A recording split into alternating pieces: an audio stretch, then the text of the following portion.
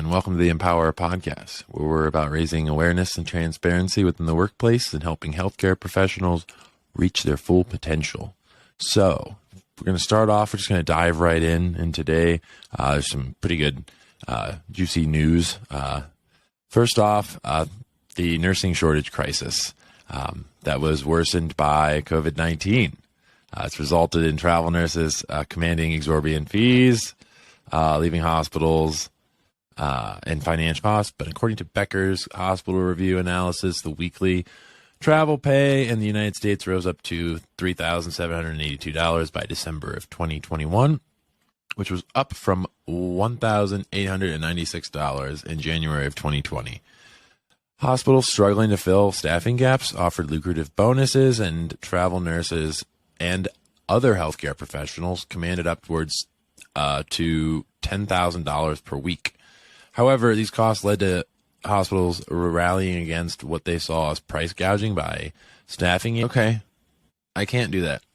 All right, anyways, I'm going to go into the news. I will post articles in the summary, along with the summary of this. But let me go ahead and find that actual story.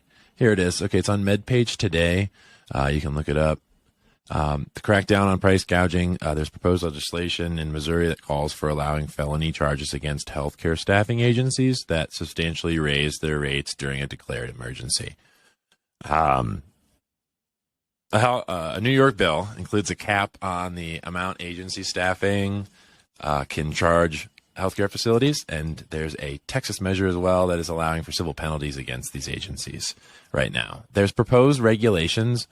At least in my opinion, we have regulation now in regards to law. That's just my own personal opinion. It has nothing to do with nursing.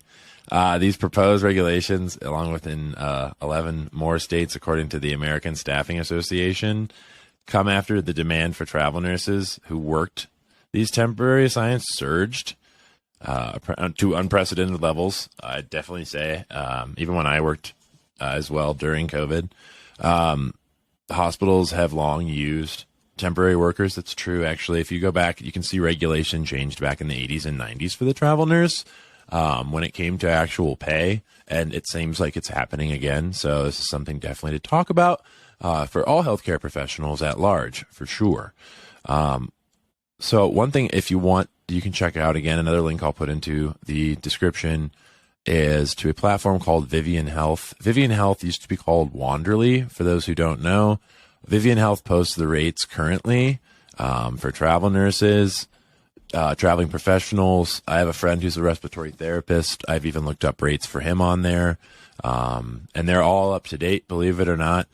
Be sure that when you go in, which is one of the reasons why I wanted to do the share your screen, you do have to create a profile. You do have to use your phone number to log in, and they have a pretty good security system where they have a verification code when you log in. Excuse me. And then with that, you can go in and at the top, when you're searching, you can select your specialty, then your employment style. Let's say you don't want to do travel. Let's say you're looking for a permanent job, or you're looking for maybe a local contract or a PRN job. They have those on there as well. Then you can go on under locations, literally anywhere in the United States. Type in there for now. Then as you move down, you can also, I want to let you know, when I first opened this up just today alone, it auto prompted me for 4 12-hour shifts. So that's just the default. So when you go in and you're actually doing your searching, you'll see the search at the bottom. Then to the right, you'll see all these beautiful options, and you can scroll, not up and down, left and right. And then you can pick your shifts. You can have night shift, day shift, a flexible shift, evening shift, shift breakdown. So just a current information here for that. Let's say someone was working what I consider, and I believe another of nurses and other healthcare professionals I've talked with, a normal work week, which is 36 hours a week. So we'll go in. We're going to do, let's see here. We'll do shift breakdown. And there's a number of different options. You have 5/8s, you have 2/12s. Like there's jobs for all of these. I'm seeing it. And then 3/12s, which is what I believe is the normal one, which is actually the majority of jobs. There's over 8,893 jobs available. Some of these may have already filled too. So check in with the actual recruiter as you go through the process and see. So just higher rates here so people can see for those. And special shout out to those who work in the ED and the ICU. It takes a special nurse, as it takes a special nurse in any area, and it takes a special healthcare professional in any area throughout the healthcare system. So thank you all very much. So in the ED here, I'm seeing one in Carson City, just posted a day ago. 312s is $6,110 a week. Of course, this is negotiable.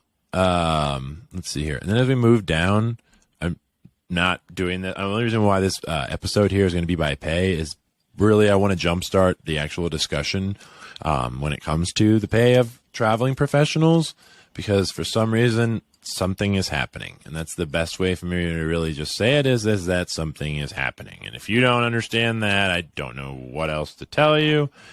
Please hop on and call a local recruiter and check with them, and then ask them why things are that way. I have, and it's interesting. I have very helpful recruiters, by the way. Shout out to my recruiters. So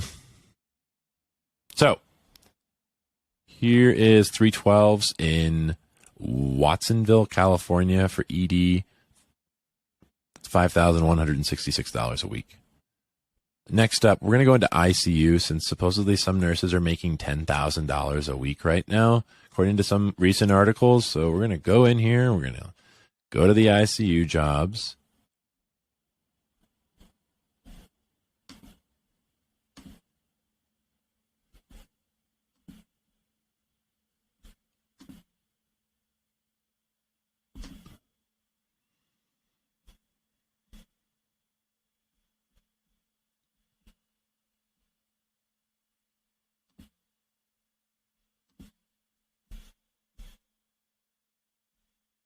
I'm turning off the camera right now. Just make my system run a little bit faster, and it's working.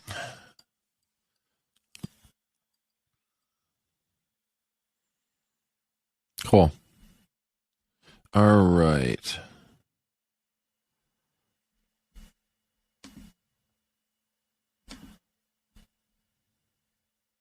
So we've mentioned ED, so I'm going to take ED out and see if we can just get ICU.